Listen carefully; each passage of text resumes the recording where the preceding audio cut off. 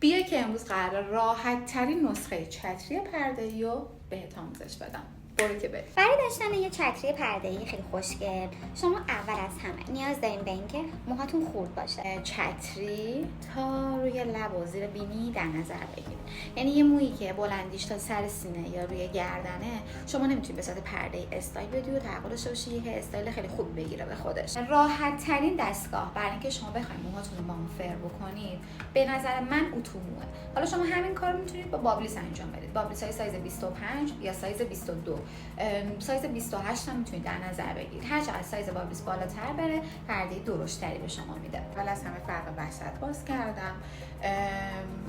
اگر موهای دکولوره شده دارید یا موهای شکننده و حساسی دارید، قبل از اینکه از ابزارهای گرمایشی استفاده بکنید، اول از اسپری ضد حرارت برای موهاتون استفاده بکنید، بعد کار رو انجام بدید. از مو رو شونه میکنم، بعد من خودم دو دسته فر میکنم. یعنی یه دسته این موهایی که قدش کوتاهه، یه دسته موهایی که قدش بلندتر هستش.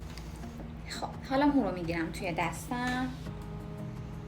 اول یه قوسی به ریشه میدم. میبینید جایی که به ابرو رسیدم اتوی مو رو برمیگردونم رو به بیرون.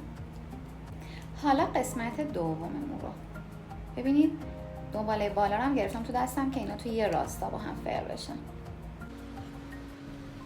این طرف سنم به همین صورت. نکته اصلی که داره، هر جایی که شروع کردید برای هر طرف اتو رو به بیرون چرخوندن، برای اینکه قرینه درات، اون طرف هم باید همین کار بکنید. این طرف صورتم به همین شکل انجام میدم. بعد اون بخشی که کوتاه‌تر رو میگیرم توی دستم، یه قوسی به ریشه میدم، به کناره ابرو که رسیدم رو به بیرون میچرخونم.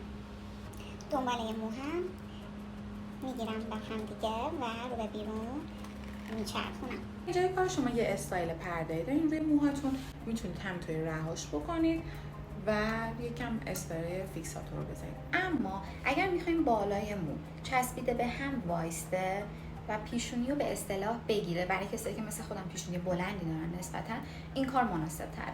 شما باید این قسمت کوتاه مو رو بگیری، شونه بکنی و اینو با دستت بگیری این طرفو و این برو بکشی توی پیشونی.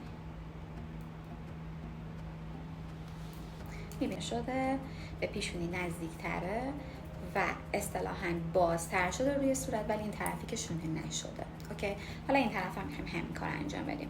قسمت کوتاهمون رو میگیرم، یه شونه میکنم، حالا دنباله مو توی دستم و میکشمه. اینا رو میتونم از پیشونی به هم نزدیک کنم.